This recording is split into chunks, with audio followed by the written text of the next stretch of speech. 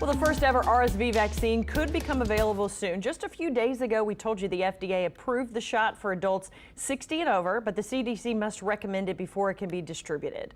It's a major milestone in fighting an illness that's been incurable for decades. Doctors hope to soon get it approved for children as well. And this morning, we're learning more information about the vaccine, taking a look at additional health headlines with our WWL-TV medical correspondent, Dr. Hebert. Of course, thank you for being with us. Absolutely. You know, this is a really big deal, this RSV vaccine, because we fight this disease every year. You know, newborns, older folks get this disease, and most people think that it's mostly a children and baby disease, but really for the elderly population, you know, 10,000 people over the age of 65 die from RSV every year. Wow. So that's a really big deal. So this thing is going to decrease severe illness by 94% and decrease symptomatic illness by about 83%.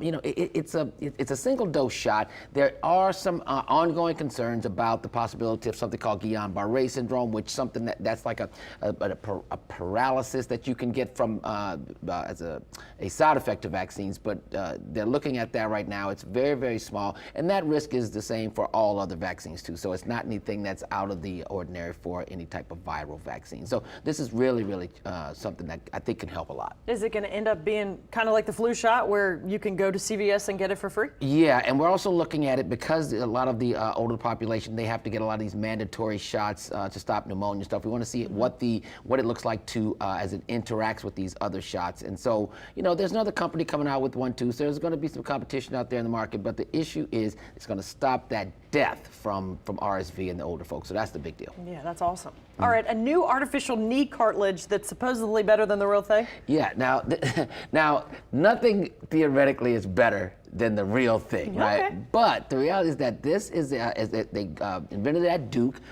It's on sheep right now, but it's about to be something that we're going to be able to have in humans, and it's a gel-based cartilage substitute. It's stronger, more durable, but we're going to say it's not better. Stronger and durable doesn't always mean better, because it's 26% stronger tension, 66% stronger compression.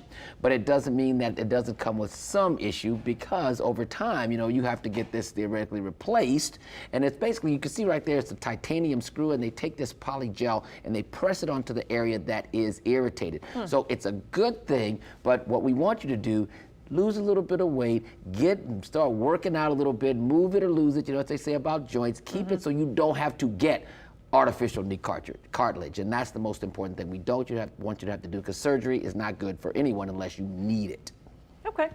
And then there's a study out that more people prefer speaking to a chat box, an AI chat box, than actually talking to a doctor. Yeah, so folks, if you haven't gone and seen like this Chat GPT or whatever, please do it. But what we found is that people used to say, you know, my doctor's good, but they have a really bad bedside manner. That doesn't really count anymore, okay? So if your doctor's not treating you well, answering your questions, please make sure you get another doctor. But they found that if you went to this Chat GPT, that you had a better interaction with your doctor's bedside manager on a fake doctor, meaning that a artificial intelligence bot would talk to you, and you had less complications. The person was nicer. They had no personal issues. Their voice was nice.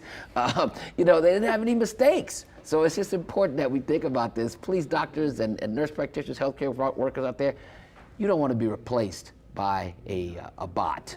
So please be nice to your patients. Okay, well, very interesting. Thank you very much, Dr. Hebert. And of course, he visits us every Tuesday on the Eyewitness Morning News. If you've missed his previous updates, you can get his expert opinion on our app, YouTube page, and our website, WWLTV.com.